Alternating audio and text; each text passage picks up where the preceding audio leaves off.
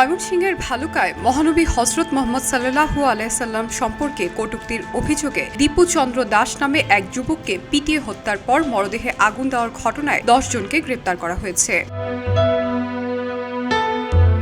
শনিবার 20 ডিসেম্বর দুপুরে rapid action battalion Mymensingh সদর দপ্তরে সংবাদ সম্মেলন করে এবং জেলা পুলিশ সুপারের কার্যালয় থেকে পাঠানো সংবাদ বিজ্ঞপ্তিতে এ তথ্য জানিয়েছে। এর আগে শুক্রবার মধ্যরাতে জেলার ভালুকা উপজেলার স্কয়ার মাস্টারবাড়ি এলাকায় পৃথক অভিযান চালিয়ে তাদের গ্রেপ্তার করা হয়।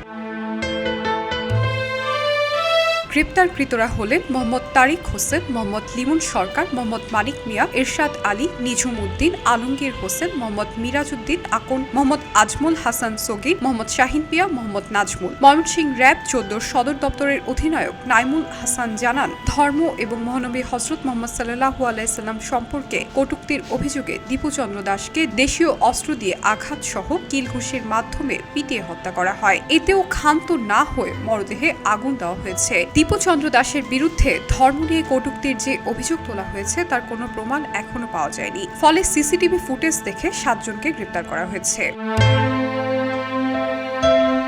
বৃহস্পতিবার 18 ডিসেম্বর রাতে ডুবুলিয়াপাড়া এলাকায় দীপু চন্দ্র দাসের বিরুদ্ধে মহানবী হযরত মুহাম্মদ সাল্লাল্লাহু আলাইহি সাল্লাম সম্পর্কে কটূক্তির অভিযোগ ওঠে। বিষয়টি জানাজানি হলে সেখানে উত্তেজনা ছড়িয়ে পড়ে। রাত 9টার দিকে বিক্ষুব্ধ জনতা তাকে পেটানোর এক পর্যায়ে ঘটনাস্থলেই মারা যান তিনি। ঘটনার পর বিক্ষুব্ধ জনতা দীপু চন্দ্র দাসের মরদেহ ঢাকা ময়মনসিংহ মহাসড়কের পাশে নিয়ে ঝুলিয়ে আগুন ধরিয়ে দেয়। পুলিশ ঘটনাস্থলে গিয়ে মরদেহ উদ্ধার করে ময়নাতদন্তের জন্য ময়মনসিংহ মেডিকেল কলেজ হাসপাতালের মর্গে পাঠায়।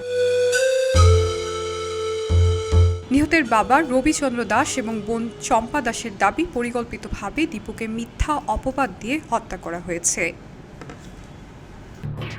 এলো খবরের কাগজ, নিখাদ, নির্ভীক, নিরপেক্ষ।